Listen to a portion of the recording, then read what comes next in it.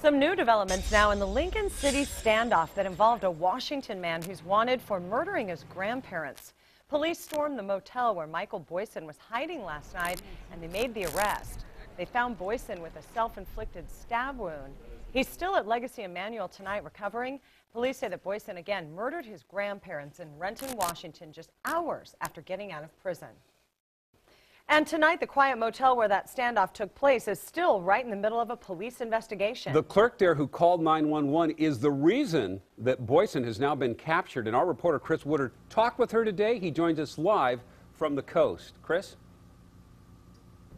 Still not back to business as normal here quite yet. As a matter of fact, just a few minutes ago, the car that suspect was driving was towed out of this parking lot, and that's just the beginning of the cleanup today. If you take a look at the second floor of this motel, you can see where the window is crushed out, the framing of that window still bent, a refrigerator the suspect had used to block the door, now sitting in the hallway, and there is still shattered glass from that window all over the roof.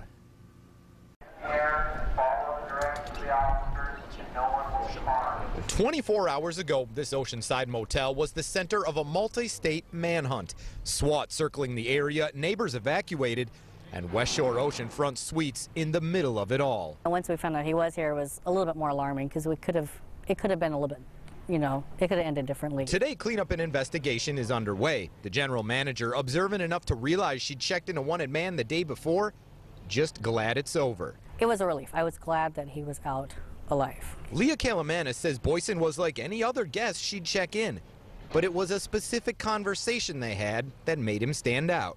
His name was Michael Chad, and I go, well, are you Michael or are you Chad?